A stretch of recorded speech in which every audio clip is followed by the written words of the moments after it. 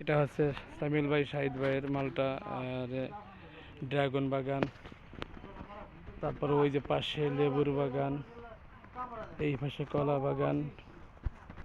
দেখেন কত সুন্দর ড্রাগন, না দেখলে বিশ্বাসই হবে না। সবাই আসবেন। এটা হচ্ছে আমাদের গোপালগঞ্জ জেলা মকসুদপুর থানা কদমপুর গ্রাম।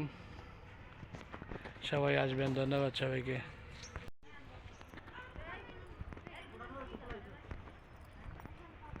আসসালামু আলাইকুম প্রিয় বন্ধুরা আমার।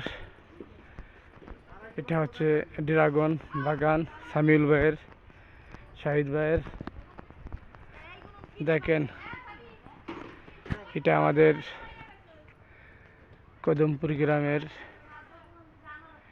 আমি মনে করি একটি সুনাম যে আমাদের এলাকায় একটি ড্রাগন বাগান, বড়ই বাগান, লেবু বাগান, মালটা বাগান, কলা বাগান, বিভিন্ন ধরনের বাগান আছে। আপনারা সবাই আসবেন। আসসালামু আলাইকুম প্রিয় বন্ধুরা আমার। আমি এখন দাঁড়িয়ে আছি সামিউল ভাইয়ের লেবুর ক্ষেতে।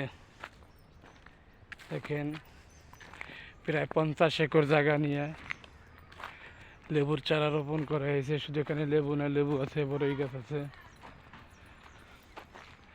এটা আমাদের মকসুদপুর থানা, গোপালগঞ্জ জেলা, পশ্চিম কদমপুর। সামিউল ভাই ও শাহিদ ভাইয়ের প্রজেক্ট। দেখেন আসলে এখানে না আসলে দেখা যাবে না।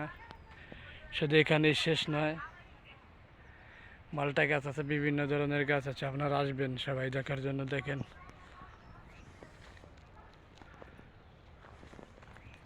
ধন্যবাদ সবাইকে। আসসালামু আলাইকুম প্রিয় বন্ধুরা আমার। এটা হচ্ছে, দেখুন সবাই, এটা হচ্ছে একটি বেগুনের ক্ষেত। কত সুন্দর এখানে বেগুনের চারা রোপণ করা হয়েছে। বেগুনের ক্ষেত, টমেটো চারা, টমেটো রোপণ করা হয়েছে।